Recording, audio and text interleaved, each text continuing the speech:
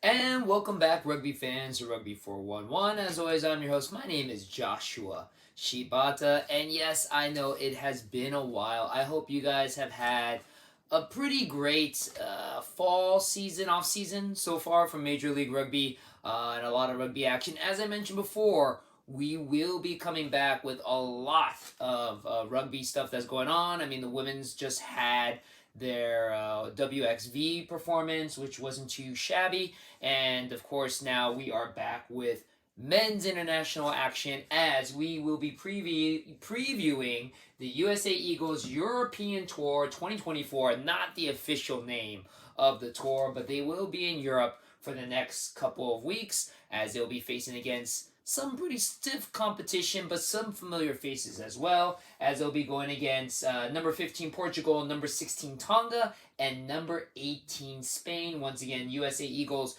after their performance in the very first reformatted Pacific Nations Cup, where unfortunately they did finish fourth place after a very hot opener against Canada. They are now ranked number 19. So out of the four teams that we are going to be talking about today, they are the lowest ranked. But again, the other teams, number 15 Portugal, 16 Tonga, number 18 Spain, roughly around the same level. So roughly around similar competition. So a very good test for head coach and GM Scott Lawrence and the Eagles team.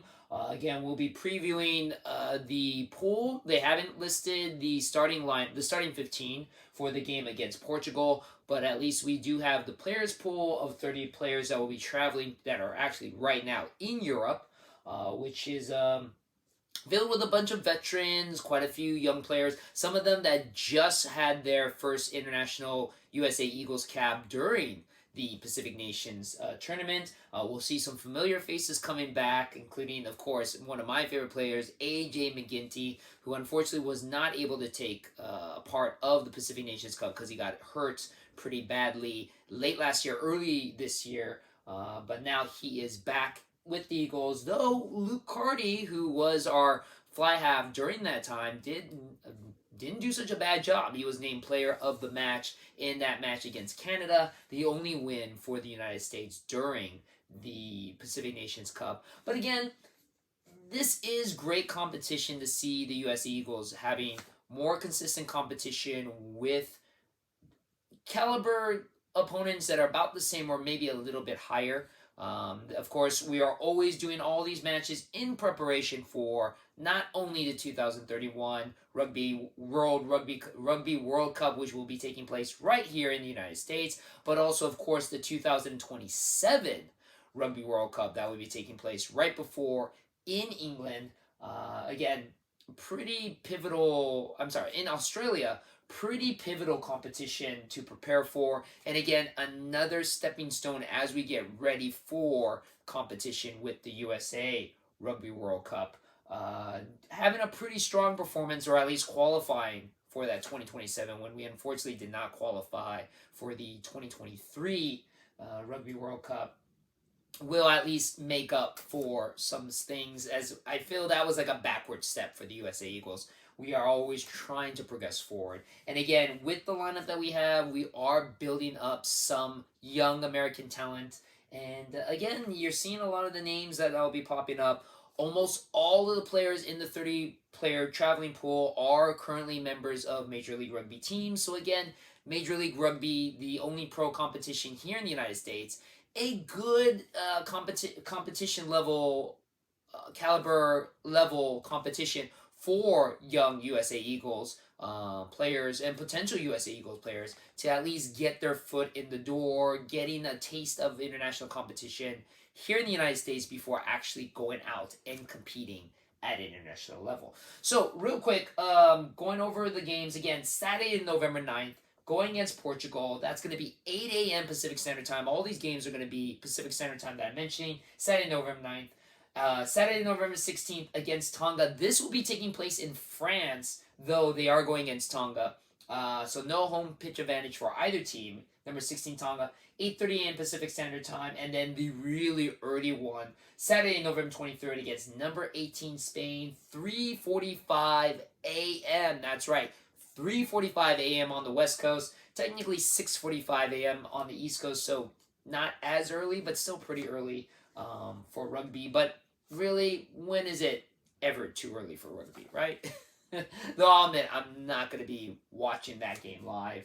Um, you can watch the Portugal and the Spain game on FloRugby, which I've had my issues and I've aired that out. FloRugby, unfortunately, you do have to pay for that service. While the game against Tonga will be provided by RugbyPassTv, which is absolutely free. Also, you can see so many other great competitions. The women's WXV, all those matches are up there. And I believe Rugby Pass TV also still has quite a bit of the HSBC Sevens tournament and some of the Olympic Games, though most of that will be on Peacock. But again, lots of great free rugby content on Rugby Pass TV. FloRugby, unfortunately, you do have to pay for those games. Now, let's talk about the teams themselves. Let's pop them up right there.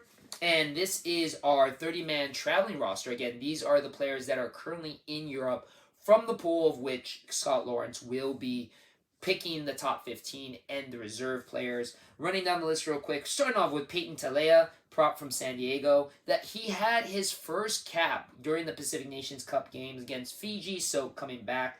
Jack Iscaro, veteran prop for Bold Glory. Jake Turnbull, prop for Anthem. Paul Mullins. Now, what's really interesting about this list of teams, it's also a pretty updated list. So even though we haven't necessarily had solidified rosters for the upcoming Major League Rugby season in 2025, there are some updated teams and statuses of some of these players that have yet to be divulged to the public. So Paul Mullen is put down as unattached. He was with the Utah Warriors last season.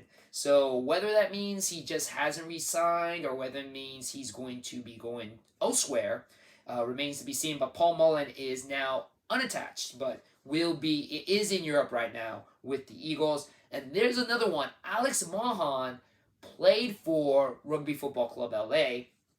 Great player, by the way, is now aligned with Anthem Rugby. So very interesting, great get for Anthem Rugby. Another talented USA Eagles player going to Anthem Rugby, which is technically a developmental team that is supposed to grow the USA Eagles. And a little bit of spoiler, I recently had an amazing interview with Mr. USA Rugby himself, Todd Clever, and we kind of talked about the whole Anthem Rugby and possibility of some things that Major League Rugby can do to kind of create a little bit more of a cohesive USA Eagles team that doesn't just only get to meet every so often in preparation for these tournaments, but actually can play consistently together all throughout the season, all throughout the year. Anthem Rugby is kind of developing that, but whether or not there should be another team that does that as well as in Major League Rugby, rather than just have a bunch of players from all over Major League Rugby playing against each other, yes, having a lot of experience, yes, but not actually working as a team together. Again, a very interesting talk and a very interesting concept with Todd Clever. We're starting to see maybe some players starting to move their way to Anthem to possibly create that USA Eagle core team that will consistently compete in Major League Rugby as one unit.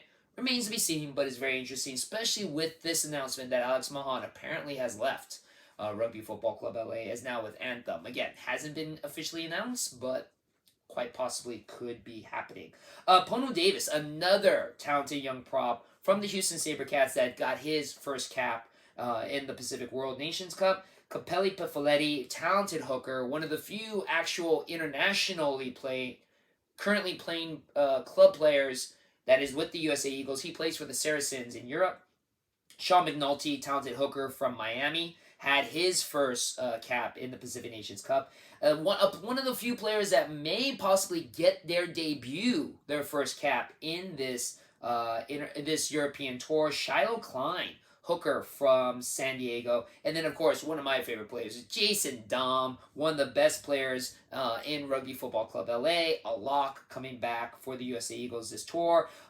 Joined at that lock position by a couple of San Diego players, Villani Halu, and then Greg Peterson, who has usually been the captain for the USA Eagles these last couple of international competitions. He has the possibility, along with one other player, to earn his 50th cap during this European tour. That is an amazing accomplishment. Not too many players can say they have had 50 international caps with the USA Eagles. Greg Peterson will join a very select few. So congratulations, Greg Peterson. Hasn't happened yet, but will more than likely happen sometime during this European tour. CC Mahoney finishes up the lock position, Houston SaberCats. Moving on to the flankers. Not a lot of flankers in this group. Patty Ryan from San Diego, Corey Daniel from Old Glory, and Moni Tanguahia, or Tessimoni Tanguahia, flanker for the NOLA Gold.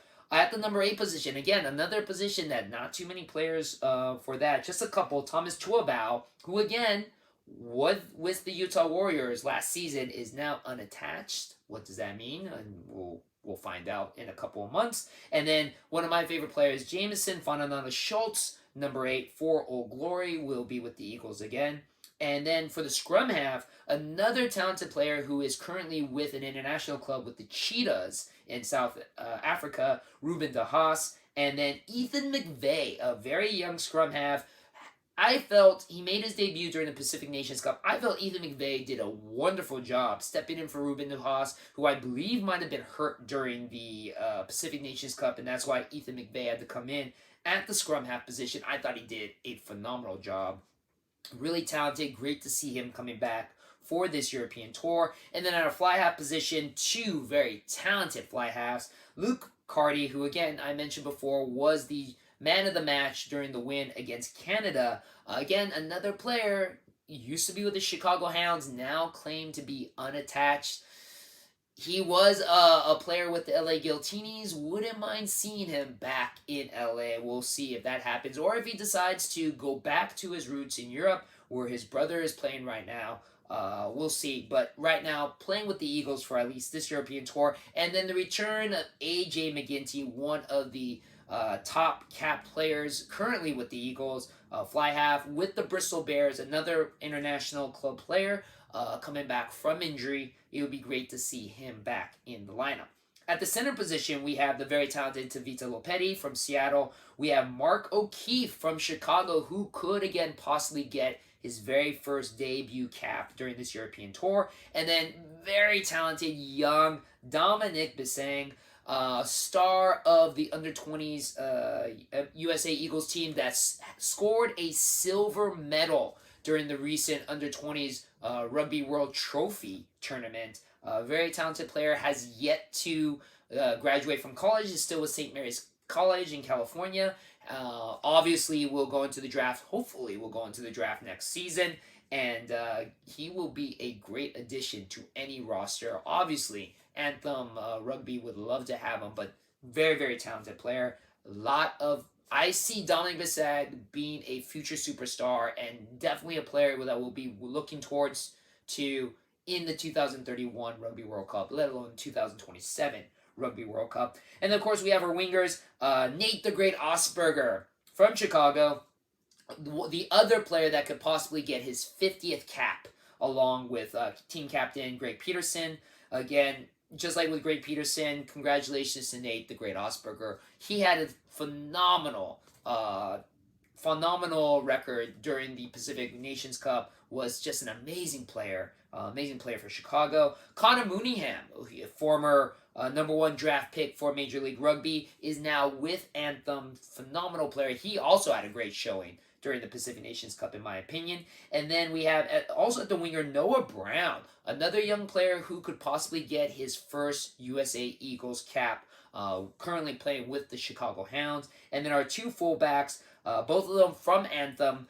This is another one, Mitch Wilson, who has played pretty much his entire Major League Rugby career with the New England Free Jacks, is now moving to Anthem. I don't think that has been made official either. It was announced that he was no longer going to be with the New England Free Jacks, but now is with Anthem Rugby. That's huge for Anthem Rugby. Again, Anthem Rugby slowly building a very good USA Eagles-centric, under-20s-centric team that, again, I feel could be a really dangerous team in the 2025 season. They didn't win anything in 2024, but you see teams like Chicago, Miami, they can easily turn it around in year number 2. And then, of course, we have Eric Storty, who also could possibly make his very first Eagles cap. He just got drafted. He was the number 1 overall draft pick in the 2024 draft by, of course, Anthem. So another young star that could possibly make his debut here with the Eagles. So that is the 30-man roster that Scott Lawrence will be picking from. Just a little bit number crunching. Both San Diego and Anthem have the most players on this roster, 5 each. Followed by then Eau Glory with 4, Chicago with 3, Houston with 2. And then let's go again one more time with the teams that they're playing against. Portugal, this is going to be the 3rd time in 3 years that the United States has played against Portugal. Last year, didn't fare very well against Portugal, lost 46-20. But again, I remember with that one, the lead up to that game, not a lot of practice time. I believe this time the USA Eagles squad got at least about 2 weeks practice going into this matchup now. So again, Portugal is the highest ranked team out of these 3 games at number 15. USA will have a tough time with this team, but I'm expecting the scoreline to be a lot better than the 46-20 from last year. Tonga, again, this game is the only game that's not being played in anyone's home pitch. It's going to be in France. Tonga versus the United States. That game is going to be interesting. Tonga's a hard-hitting team. Tonga was the only team during the Pacific Nations Cup that the USA did not play against. The last time that these two clashed was in the 2019 Rugby World Cup, where Tonga pretty much manhandled the United States 31-19. Again, that was back in 2019. A lot of different players on both sides, so these are completely 2 different teams. Again, this could be a very interesting game, a very good litmus test. Tonga always plays with a very hard-hitting, aggressive style. So it will really push to see the physical mettle of the USA Eagles and if they have enough to push for the victory. And then the last game, this is going to be the interesting one against Spain. So last time that Spain, this is the 2nd time in 2 years that the USA will be playing against Spain. Last year, the U.S. defeated Spain 42-12 to win the Vila International Cup. That was a 4-team tournament that also included Canada and Brazil. Played roughly around this time last year, and USA was able to take down Brazil and then Spain to win the Vila International Cup. So this will be a rematch of that game. No cup on the line this time, or at least none that I know of. But again, USA pretty much manhandled Spain 42-12. A lot of the players that are on this squad will be in this squad now. That was on that squad that defeated Spain last year. So, good possibility that the USA will at least walk away with 1 win. But, to be honest, I feel both the Portugal game will be tough, but the Tonga game I feel is a coin flip. I feel USA can easily walk away from this little tour 2-1, could easily walk away 1-2. But I feel, again, if anything, this is great experience for the USA Eagles players, especially a lot of the young ones. And again, just getting people used to Scott Lawrence. Again, we got to remember Scott Lawrence just came in as head coach. He's building something with the USA Eagles team, getting them ready and prepared for, obviously, the 2031 Rugby World Cup. But, of course, the first one before that, the 2027 Rugby World Cup in Australia. So, again, we are in our process of getting ready, building up a foundation, building up a core squad, and, this is a great chance for them to start that off playing against like-ranked teams in an international competition away from the United States. It's a great experience for everybody. And again, great opportunity for you if you are just catching on to USA Rugby, seeing our USA national team, root them on. Again, the first and the last game, Saturday, November 9th against Portugal, 8 a.m. Pacific Standard Time. Saturday, November 23rd, the really early one against Spain, 3:45 a.m. Pacific Standard Time. Both of those games are going to be on FloRugby. You have to pay for that. If you don't watch them live, don't worry. They do post them so you can watch them on demand later, especially this 3:45 a.m. one. I don't know too many people that will be up for that one on the West Coast. East Coast, a little bit easier, but you can watch them later on FloRugby. There is a possibility that they do have a tendency, FloRugby, nicely enough, to post some of the games later on their YouTube channel. So, of course, be on the lookout for that. And then, of course, the middle game, November 16th, Saturday, against Tonga, 8:30 a.m. Pacific Standard Time. That will be absolutely free on RugbyPassTv. So, really no excuse to miss that game, which, again, that should be a pretty exciting game.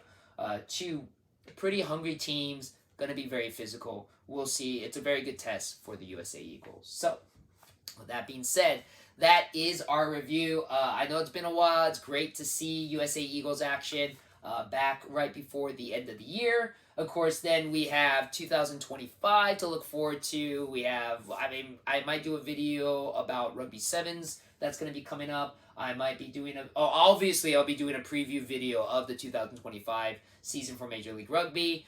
Before you know it, it will be back and we'll be ready full swing of that. And of course, every other USA competition that comes in, I'm always going to be on top of that because, again, this YouTube channel is all about providing you, the new, and you, the experienced USA Rugby fan, the opportunity to understand more about what's going on in the world of USA Rugby. As I mentioned before, I do have an amazing interview with Mr. USA Rugby himself, Todd Clever, coming up on the YouTube channel, so look out for that one. I might have a couple of other really exciting interviews in the pipeline, so be on the lookout for that. I'm trying my best to keep this channel open and filled with a lot of great entertainment. Let me know down in the comments what you want to see, how I can make this channel better for you. As you see, I have a new mic. Obviously, I have some more aesthetic things that I'll start working on towards the new year. So definitely you'll see some improvement here at Rugby411. With that being said, I don't think I'm going to have a video before the Thanksgiving holiday. So again, hopefully, I'm wishing everybody out there a happy Thanksgiving, a happy and safe Thanksgiving. Spend time with loved ones. Catch up on some rugby if you can. I know football is usually the tradition for Thanksgiving, but there's nothing wrong with a little bit of rugby as well. You know, I'm definitely going to be watching a lot of rugby during the Thanksgiving season as well. So, thank you very much for checking out my video. It's great to see you guys, and I'll see you guys again later on the pitch.